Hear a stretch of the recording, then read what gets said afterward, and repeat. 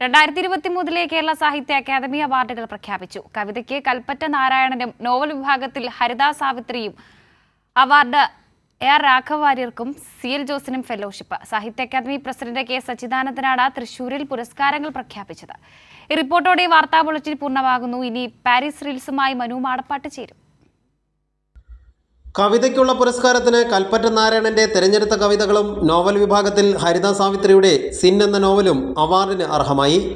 മികച്ച ചെറുകഥയ്ക്കുള്ള പുരസ്കാരം N രാജന്റെ ഉദയ ആർട്സ് ആൻഡ് സ്പോർട്സ് ക്ലബിനാണ്.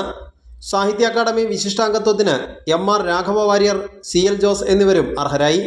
സാഹിത്യ അക്കാദമി പ്രസിഡന്റ് K സച്ചിദാനന്ദനാണ് പുരസ്കാരങ്ങൾ പ്രഖ്യാപിച്ചത്. കവിതയുടെ അവാർഡ് കൽപ്പറ്റ നാരായണൻ തിരഞ്ഞെടുത്ത കവിതകൾ. നോവൽ സിൻ എന്ന നോവലിൻ്റെ പേര് ഹരിത സാവിത്രി. ചെറുകഥ ഉദയ ആർട്സ് ആൻഡ് സ്പോർട്സ് ക്ലബ്ബ് എന്ന കഥാസമാഹാരം N രാജൻ. നാടകത്തിന് ഗിരീഷ് PC പാലം, സാഹിത്യ വിമർശനത്തിന് P പവിത്രൻ, വൈജ്ഞാനിക സാഹിത്യത്തിന് B രാജീവൻ, ബാലസാഹിത്യത്തിന് ഗ്രേസി എന്നിവരും അവാർഡിന് അർഹരായി.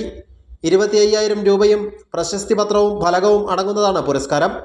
KV കുമാരൻ, പ്രേമ ജയകുമാർ, PK ഗോപി, ബക്കളം ദാമോദരൻ, M രാഘവൻ, രാജൻ തിരുവോത്ത് എന്നിവർ സമഗ്ര സംഭാവനയ്ക്കുള്ള പുരസ്കാരവും നേടി.